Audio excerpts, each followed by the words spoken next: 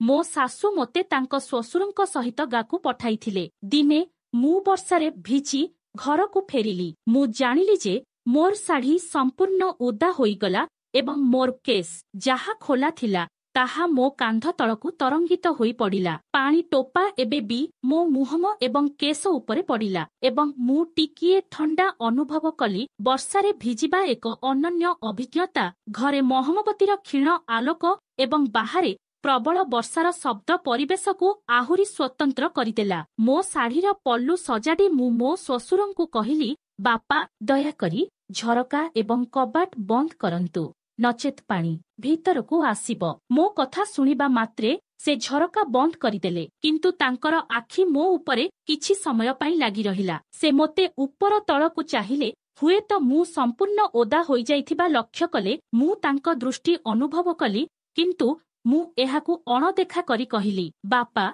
दयाकरी मोहम्मबती को ऊपर आडकू नहीं जांतु, जहा द्वारा मु पोशाक पिंधि पारिबी एवं किछि विश्राम नहीं पारिबी। किछि समय परे मो श्वशुर चाही मुंड हलाई कहिले, ठीक अछि बोहू, चाल उपर महला आड़कू जिबा। आमे दुहे उपर महलार कोठरी को गलु। तापरे मु बाथरूम को जाई मो श्वशुरंकु डाकिली, एठारे एते ट्याप काहीकि खोला अछि, दयाकरी जांच करी पानी बंद करी दिलो। से बाथरूम भीतर को आसी सेगुड़ी को बंद करिबाकू लागिले एवं मु भूलवशतः खसीगली। से मोते कंटा चारि पाखरे जोररे धरी रखिले। मु पूर्वरु संदेह करिथिली जे किछि असुविधा अछि, कारण से कोनोसी निर्दिष्ट कारण बिना मोते एते थर फोन करिवे नाही। मु फोन उठाइली एवं तांको कंठरे टिकिए उत्तेजना अनुभव कली, बोहू तुमकू तुम बापांक सहित गाकू जिबाकू पड़िबो। मो सासु स्पष्ट भाबरे कहिले। मु टिके चमकी गली। मो मनरे तुरंत चिंता आसिला, से निजे काहीकि जाई परिबे नाही, मु काहीकि जिबाकू पड़िबो। मु शांत भाबरे पचारिली,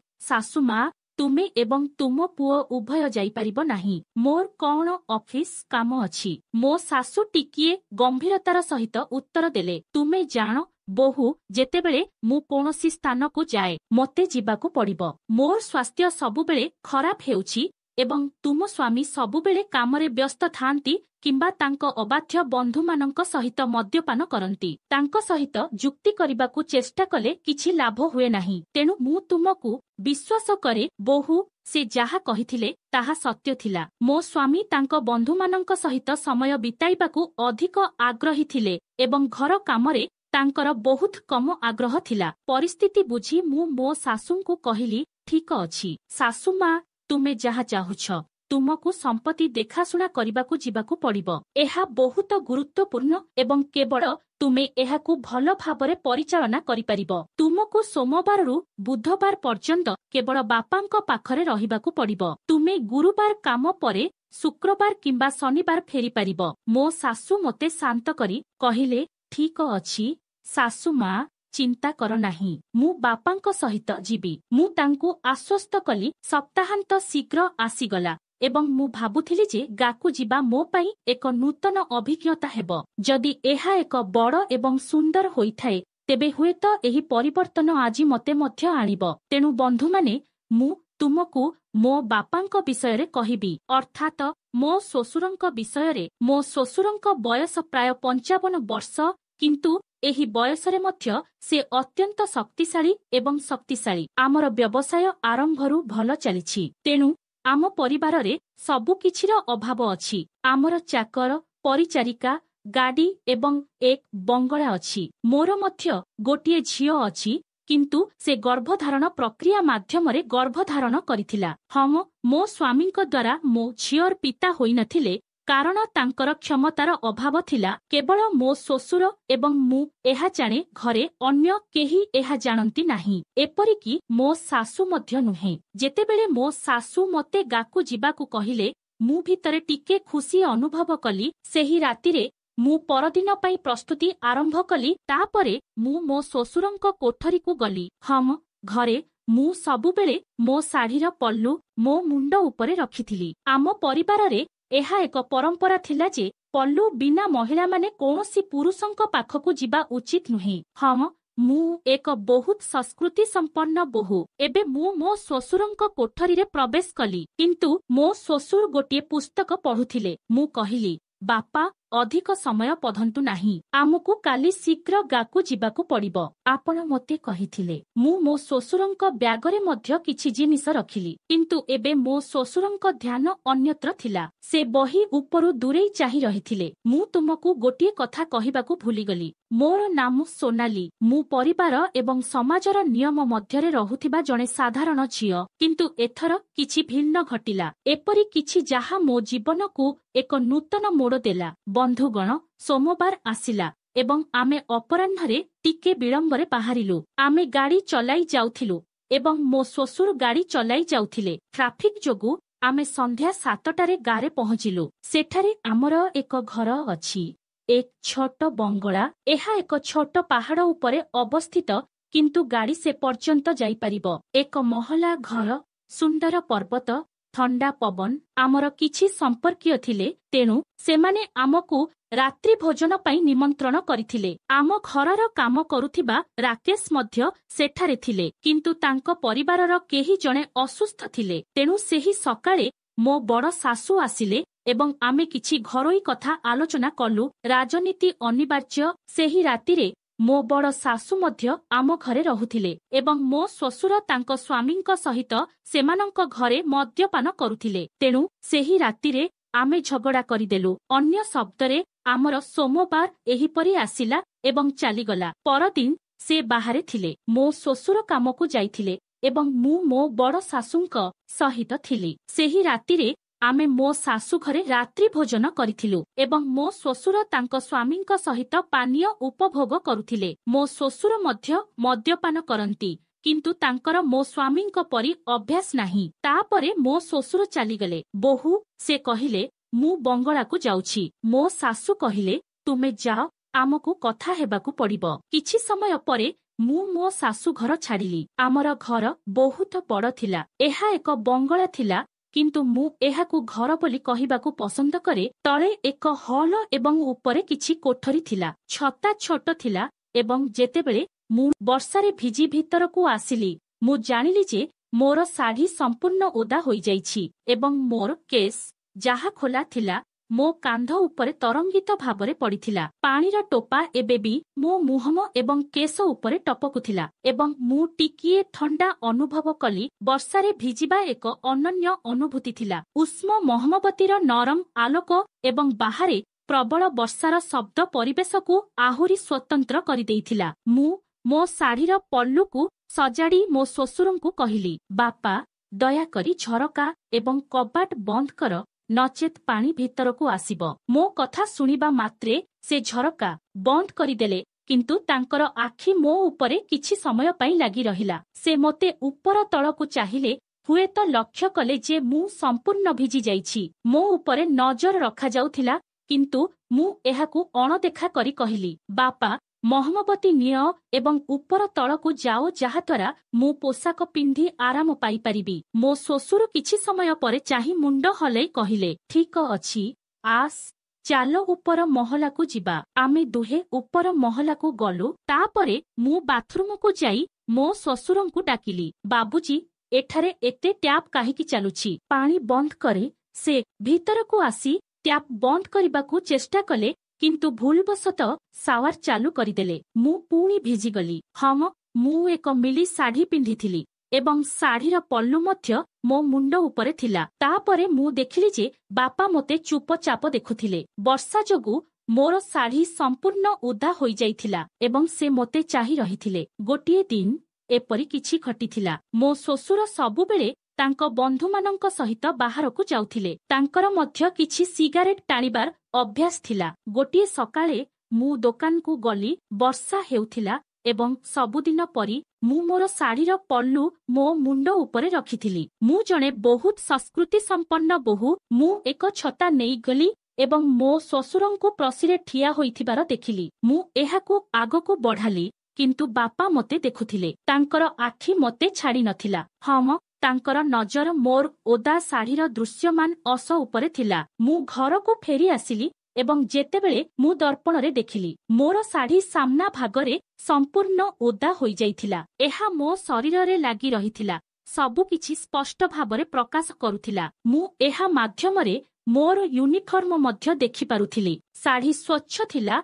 मोर सौंदर्य प्रकाश करुथिला। पछ भागरे साड़ी उदा थिला। तापरे मु किछि जिनिस उठाई घरकु चालीगली। तापरे मु निजकु उपभोग करिबाकु लागिली। मु जानी सुनी बापांक पाखरे झुली पड़िली। झाड़ू करिबा समयरे मु नई पड़िबार अभिनय करुथिली। गोटिए ना गोटिए बाहाना करी मु बापांकु देखाइबाकु लागिली। बापा मध्य सबुबेले मो आड़कु चाही रहुथिले। मोर सुंदर शरीर उपभोग करुथिले। किछि समय परे मो श्वशुर घरकु आसिले। मु उदा होइगली एवं मते मोर साड़ी बदलाइबाकु पड़िला। बापा एक वार्डरोबरे बसिथिले। मु मोर पोशाक बाहर करी सेथिरु आउ एक लाल साड़ी बाहर कली। सेही कोठरी रे आउ एक कोठरी थिला। मु मोर बेल्ट, कोट एवं अन्य सबु किछि नेई अन्य एक लाल साड़ी पिंधी सेही कोठरी को गली। मो श्वशुर बारंडारे बाहारे सोफारे बसिथिले। श्वशुर मते साड़ी बदलाउथिबार देखि पारुथिले। मु कबाड़ टिके खोला रखिथिली, तेणु मु तांकु देखि पारुथिली। तापरे मु पोशाक बदलाइबा आरंभ कली। वर्तमान सुद्धा मु बहुत ओदा होई जाइथिली। मु पोशाक बदलाइबा समयरे मो श्वशुर चुपचाप मते देखुथिले। मु मध्य तांकु लक्ष्य कली, किंतु तांकु अणदेखा कले। मु पोशाक बदलाइबा समयरे मो चूड़ीर शब्द शुणिली, जाहा तांकु टिके असहज करिदेला। मु एही अनुभवकु मध्य उपभोग कली जे केही मते गुप्त भावरे देखुछंती। जदिओ से मो श्वशुर थिले, किंतु केही जणे मते देखुथिले। श्वशुर बारंडारे बसिथिले। मु जानिथिली से मो गतिविधि देखुथिले। से तांको धोती सहित खेलुथिले। मु जानिथिली श्वशुर एबे प्रस्तुत। कोठरीटी बहुत अंधार थिला, किंतु मोहमबती आलोकरे मु सबु किछि स्पष्ट भावरे देखि पारुथिली। मु मोर साड़ी पिंधिबाकु आरंभ कली। मोर शरीर एते बड़ थिला जे साड़ी एहाकु संपूर्ण भावरे घोड़ाई पारिला नाही। मो एवं श्वशुरंक मध्यरे प्राय 15 फुट दूरता थिला। से सोफारे बसी मते देखुथिले। मु मो चपल खोलिबाकु चेष्टा कली। एहार बटन लागिथिला, तेणु मते बहुत परिश्रम करिबाकु पड़िला। वर्तमान सबु चेष्टा परे बटन खोलीगला। मोर साड़ी तळे पड़ी जाइथिला एवं श्वशुर हुएत मोर पूर्ण पेट एवं गभीर नाभि देखि पारुथिले। श्वशुर एबे संपूर्ण निशाग्रस्त थिले। से तांको धोती सहित खेलुथिले एवं मु तांको गतिविधि स्पष्ट भावरे देखि पारुथिली, कारण कोठरी अंधार थिला। शेषरे मु शेष बटन खोली श्वशुरंक पाखकु टिकिए पाखकु बुलीगली। एबे से सबु किछि स्पष्ट भावरे देखिथिबे। तापरे मु उपरे रखा जाइथिबा कपड़ाटीकु उठाई पाख देई फोपाड़ी देली। मु द्वितीय साड़ीटी उठाइली। एसबु बहुत धीरे धीरे हेउथिला। एबे राति प्राय 10टा बाजिगला। मु श्वशुरंक पाखकु टिके बुलीगली। साड़ी बदलाइबा समयरे मो चूड़ीर झंकार शब्द प्रतिध्वनित हेला। पोशाक बदलाइबा समयरे मु मो धोतीकु किछि कहिली, बोहू आजी बहुत काम थिला, किंतु मु थकी नाही। एही गार बायु बहुत भल। एबे मु मोर साड़ी पिंधिथिली एवं तापरे मु द्वितीय कपड़ाटी मध्य उठाइबा आरंभ कली। धीरे धीरे मु एहार बटन लगाइबा आरंभ कली एवं सेही समयरे मु श्वशुरंक सह कथा हेउथिली। कोठरीरे विद्युत नथिला। मु एक मोहमबती जालिथिली एवं एहार आलोकरे मु श्वशुरंक मुहम स्पष्ट भावरे देखि पारिली नाही एवं श्वशुर मोर मुहम देखि पारिले नाही। मु श्वशुरंकु कहिली, श्वशुर मु मा एवं मामुंक पई बहुत चिंतित। श्वशुर पचारिले, बोहू तुमे काहिकी चिंतित? मु कहिली, श्वशुर गतकाली राति परी आजी पुणी बारंडारे सोइब नाही। मो सहित बिछणारे सोई जाओ। आमर बिछणा बहुत बड़। मु एबे मोर साड़ी खोली पुणी पिंधिबा आरंभ करिथिली। पिंधिबा परे मु धीरे धीरे बुलीगली, जहा द्वारा मो श्वशुर सबु किछि देखि परिबे। एबे शेष अस बाकी थिला। मु मो साड़ीर पल्लू उठाई निजकु उपस्थापन करी श्वशुरंकु पचारिली, आपणंकु एहा किपरि लागिला? श्वशुर, आपण एहाकु उपभोग कले? श्वशुर संपूर्ण आश्चर्य होइगले। मु उत्तर देली, हाँ श्वशुर कुहंतु, आपण मते साड़ी बिना देखि उपभोग कले? तापरे मु बालकोनी को गली। श्वशुर एबे भी सोफारे बसी मो आड़कु चाही रहिथिले। मु कहिली, हे श्वशुर तुमे मध्य बालकोनी को आसंतु। तापरे श्वशुर बालकोनी को आसिले। मु तांकु पुणी पचारिली, श्वशुर मते कुह तुमको किपरि लागिला? मु मोर साड़ी बदलाइबा देखि तुमे निश्चय उपभोग करिथिबो। मु तांको सामनारे ठिया होइथिली। मोर पल्लू मो मुंडकु घोड़ाई देइथिला। मु कहिली, श्वशुर ମୁଁ ତୁମ ସହିତ କିଛି ବିଷୟରେ କଥା ହେବାକୁ ଚାହୁଁଛି। ଶ୍ୱଶୁର କହିଲେ, ହଁ ବୋହୂ, ତୁମେ କଣ କଥା ହେବାକୁ ଚାହୁଁଛ କୁହ। ମୁଁ କହିଲି, ଶ୍ୱଶୁର, ତୁମକୁ ମନେ ଅଛି କି ଯେତେବେଳେ ତୁମର ବନ୍ଧୁମାନେ କିମ୍ବା ମୋ ସ୍ୱାମୀଙ୍କ ବନ୍ଧୁମାନେ ଆସନ୍ତି, ମୁଁ ତୁମକୁ ସେମାନଙ୍କ ପାଇଁ ଚା ପିଇବାକୁ ଅନୁରୋଧ କରେ। ଶ୍ୱଶୁର କହିଲେ, ଶ୍ୱଶୁର, ମୁଁ ମନେ ରଖିଛି। ମୁଁ କହିଲି, ଶ୍ୱଶୁର, ତୁମର ବନ୍ଧୁମାନେ ଏବଂ ମୋ ସ୍ୱାମୀଙ୍କ ବନ୍ଧୁମାନେ ମୋତେ ଏପରି ଦେଖନ୍ତି, କିନ୍ତୁ ଏଥିରେ କୌଣସି ଅସୁବିଧା ନାହିଁ। ଶ୍ୱଶୁର କହିଲେ, ଓ ବୋହୂ, ତୁମର ଏପରି ଭାବିବାର କୌଣସି ଅଧିକାର ନାହିଁ। ମୁଁ କହିଲି, ଶ୍ୱଶୁର, ଏହା ଆମ ମଧ୍ୟରେ ରହିବା ଉଚିତ ଏବଂ ତୁମେ ମୋତେ କିପରି ଦେଖୁଛ ତାହା ମୁଁ ଜାଣେ, କିନ୍ତୁ କିଛି ନାହିଁ, ମୁଁ ତୁମର ଦୃଷ୍ଟିକୁ ପସନ୍ଦ କରେ। ଶ୍ୱଶୁର କିଛି ସମୟ ପାଇଁ ଅଟକିଗଲେ ଏବଂ ତାପରେ ପଚାରିଲେ, ଶ୍ୱଶୁର, ତୁମେ ଖୁସି କି? ମୁଁ କହିଲି, ଶ୍ୱଶୁର, ଆସନ୍ତୁ ପ୍ରକୃତ କଥାକୁ ଆସିବା। ଶ୍ୱଶୁର କହିଲେ, ହଁ ବୋହୂ, କଣ କଥା ହେଉଛି କୁହ, ଦ୍ୱିଧା କର ନାହିଁ। ମୁଁ କହିଲି, ଶ୍ୱଶୁର, ତୁମେ, ମୁଁ ଭାବୁଛି ମୁଁ ଖୁସି। ହଁ ମୁଁ ଖୁସି କାରଣ ମୁଁ ଧନୀ। ଆମର ସବୁ କିଛି ଅଛି, ଏକ ଗାଡ଼ି, ଏକ ବଙ୍ଗଳା, ଟଙ୍କା। ଶ୍ୱଶୁର କହିଲେ, ବୋହୂ, ଦ୍ୱିଧା କର ନାହିଁ, ମୁଁ ସବୁବେଳେ ତୁମକୁ ଖୁସି ଦେଖିବାକୁ ପସନ୍ଦ କରେ। ମୁଁ କହିଲି, କିନ୍ତୁ ଶ୍ୱଶୁର, ମୁଁ ଖୁସି ନୁହେଁ। ଶ୍ୱଶୁର, ସେ କହିଲେ, ବୋହୂ, ତୁମକୁ ଖୁସି କରିବା ପାଇଁ ମୁଁ କଣ କରିପାରିବି କୁହ। ମୁଁ କହିଲି, ତୁମର ପୁଅ। ଶ୍ୱଶୁର କହିଲେ, ବୋହୂ, ମୋ ପୁଅର କଣ ଅସୁବିଧା ଅଛି କୁହ। ମୁଁ କହିଲି, ଶ୍ୱଶୁର, ତୁମେ କଣ ଭାବୁଛ ଯେ ସମସ୍ତେ କେବଳ ଗାଡ଼ି ଏବଂ ବଙ୍ଗଳା ଥିବାରୁ ଖୁସି? ପ୍ରକୃତ ଖୁସି ସ୍ତ୍ରୀର ଯତ୍ନରେ ନିହିତ। ଶ୍ୱଶୁର କହିଲେ, ବୋହୂ, ସକୋଚ କର ନାହିଁ। ମୁଁ କହିଲି, ଶ୍ୱଶୁର, ତୁମ ପୁଅ ମୋ ସହିତ କିଛି କରେ ନାହିଁ, ଏବେ ତା ପାଖରେ ମୋତେ ଖୁସି ଦେବାର ଶକ୍ତି ନାହିଁ। ହଁ ଶ୍ୱଶୁର, ମୁଁ ଖୁସି ଚାହୁଁଛି। ଶ୍ୱଶୁର, ସେ କହିଲେ, ବୋହୂ, ଆଉ କଣ? ମୁଁ କହିଲି, ମୁଁ ଜାଣେ ତୁମେ ତୁମର ସ୍ତ୍ରୀ ମୋର ଶାଶୁ ସହିତ ମଧ୍ୟ କିଛି କରିପାରିବ ନାହିଁ। ତୁମେ ବର୍ଷ ବର୍ଷ ଧରି ତୁମର ସ୍ତ୍ରୀ କିମ୍ବା ଅନ୍ୟ କୌଣସି ମହିଳାଙ୍କ ସହିତ କୌଣସି ଖୁସି ପାଇଁ ନାହମ। ଶ୍ୱଶୁର ଶାନ୍ତ ଭାବରେ ଶୁଣିଲେ। ମୁଁ କହିଲି, ମୁଁ ଜାଣେ ତୁମେ କେତେବେଳେ ମୋତେ ଏପରି ଦେଖୁଛ। ମୁଁ ଜାଣେ ଯେ ଆଜି ଯେତେବେଳେ ମୁଁ ତୁମର କୋଠରୀକୁ ଆସିଲି, ତୁମେ ପୁସ୍ତକ ପଢ଼ିବା ପରିବର୍ତ୍ତେ ମୋତେ ଦେଖୁଥିଲେ। ତାପରେ ଶ୍ୱଶୁର ଟିକେ ନର୍ଭସ ହୋଇଗଲେ। ଶ୍ୱଶୁର ହଠାତ୍ ଗମ୍ଭୀର ହୋଇଗଲେ। ବୋହୂ, ତୁମେ କଣ କହୁଛ?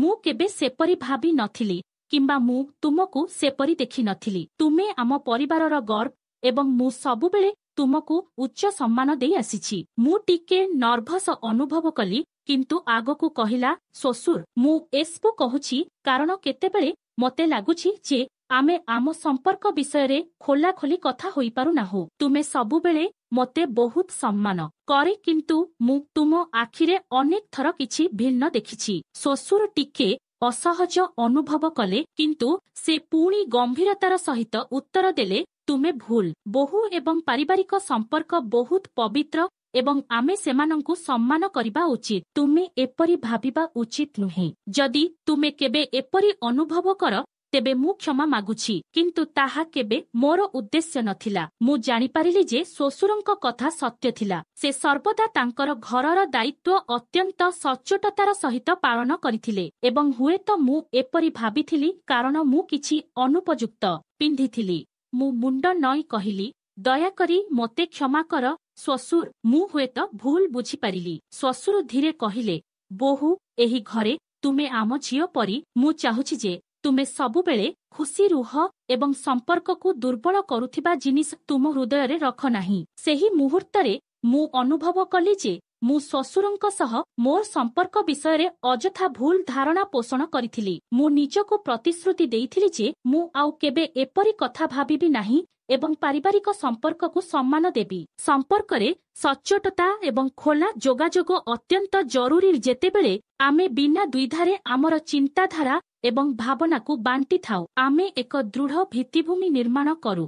ଯେକୌଣସି ସମ୍ପର୍କର ଶକ୍ତି ଆମେ ପରସ୍ପର ସହିତ କେତେ ସଚ୍ଚୋଟ ଏବଂ ସ୍ୱଚ୍ଛ ତାହା ଉପରେ ନିର୍ଭର କରେ। କେତେକ ସମୟରେ ଆମେ ଆମର ଚିନ୍ତାଧାରା ଏବଂ ଭାବନାକୁ ଲୁଚାଇ ରଖୁ, ଯାହା ଭୁଲ ବୁଝାମଣାକୁ ନେଇଯାଏ। ଯେତେବେଳେ ଆମେ କାହା ବିଷୟରେ ପୂର୍ବାଗ୍ରହ ସୃଷ୍ଟି କରୁ, ଆମେ ବାସ୍ତବତାକୁ ଭୁଲିଯାଉ। ଏହି ଭୁଲ ଧାରଣା ଆମକୁ ସମ୍ପର୍କରେ ଅନାବଶ୍ୟକ ଉତ୍ତେଜନା ସୃଷ୍ଟି କରିବାକୁ ପ୍ରେରଣା ଦିଏ। ଉଦାହରଣ ସ୍ୱରୂପ, ଯଦି ଆମେ ଆମର ଚିନ୍ତାଧାରା ବାଣ୍ଟିବା ନାହିଁ, ତେବେ ଅନ୍ୟ ବ୍ୟକ୍ତି ଆମ ବିଷୟରେ ସଠିକ ବୁଝାମଣା କରିପାରିବେ ନାହିଁ ଯାହା ଭୁଲ ନିଷ୍କର୍ଷ ଆଣିପାରେ ପରସ୍ପର ସହିତ ଖୋଲାଖୋଲି କଥା ହେବା ଅତ୍ୟନ୍ତ ଜରୁରୀ। ଏହା କେବଳ ଆମକୁ ଆମର ଭାବନାକୁ ପ୍ରକାଶ କରିବାକୁ ଅନୁମତି ଦିଏ ନାହିଁ, ବରଂ ଏହା ମଧ୍ୟ ନିଶ୍ଚିତ କରେ ଯେ ଅନ୍ୟ ବ୍ୟକ୍ତି ଆମର ସ୍ଥିତି ଏବଂ ଚିନ୍ତାଧାରା ବିଷୟରେ ସଠିକ ସୂଚନା ପାଇଛନ୍ତି। ଏହା ସମ୍ପର୍କରେ ବିଶ୍ୱାସ ଏବଂ ବୁଝାମଣା ବୃଦ୍ଧି କରେ, ଯାହା ଆମକୁ ପରସ୍ପରର ନିକଟତର କରିଥାଏ। ସମ୍ପର୍କକୁ ସଫଳ କରିବା ପାଇଁ ଯୋଗାଯୋଗକୁ ପ୍ରାଥମିକତା ଦେବା ଉଚିତ। ତେଣୁ ବନ୍ଧୁଗଣ, ଏହା ଆଜି ଆମର ଛୋଟ କାହାଣୀ ଥିଲା। ଦୟାକରି ମନ୍ତବ୍ୟ ଦେଇ ଆପଣ ଏହା ବିଷୟରେ କଣ ଭାବିଛନ୍ତି ଜଣାନ୍ତୁ। ଯଦି ଆପଣଙ୍କୁ ଏହି କାହାଣୀଟି ପସନ୍ଦ ଆସିଛି, ତେବେ ଏହାକୁ ଲାଇକ୍ କରନ୍ତୁ ଏବଂ ଆପଣଙ୍କ ବନ୍ଧୁମାନଙ୍କ ସହିତ ସେୟାର କରନ୍ତୁ। ଏହିପରି ଆହୁରି ରୋମାଞ୍ଚକର କାହାଣୀ ପାଇଁ ଆମର ଚ୍ୟାନେଲକୁ ସବସ୍କ୍ରାଇବ୍ କରନ୍ତୁ ଏବଂ ଆମର କୌଣସି କାହାଣୀକୁ ହରାନ୍ତୁ ନାହିଁ ବୋଲି ଘଣ୍ଟିଏ ଆଇକନ୍ ଦବାଇବାକୁ ଭୁଲନ୍ତୁ ନାହିଁ। ଧନ୍ୟବାଦ।